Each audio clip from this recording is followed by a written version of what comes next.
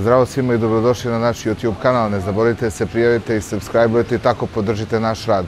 Danas počinjemo iz Kotora i odavde nastavljamo drugu epizodu sa Crnogorskog primorja. Vidjet ćete da su lokali uglavnom prazni, ima malo ljudi, ali svi se nadaju da će se situacija popraviti.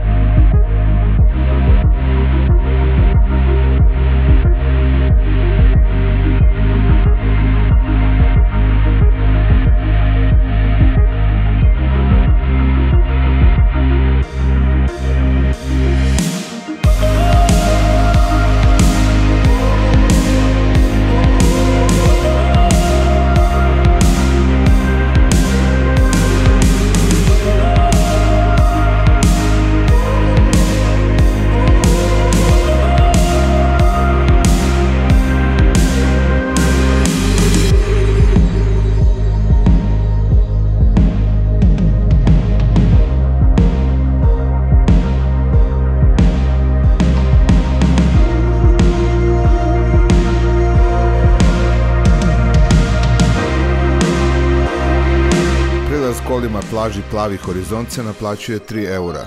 Cena ležaljke na plaži je 10 eura.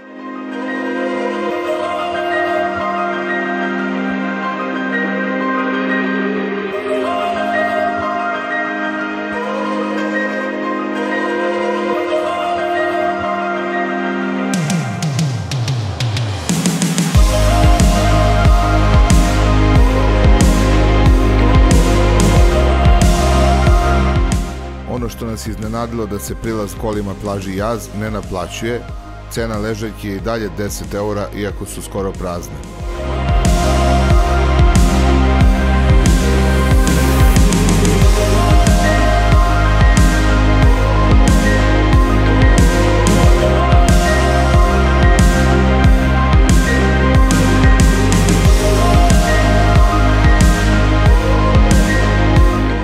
Današnji video završavamo iznad Jaza, sutra nastavljamo od Budve, trudimo se da vam prikažemo najpopularnije mesta i plaže za što kraće vreme, tako da pratite nas.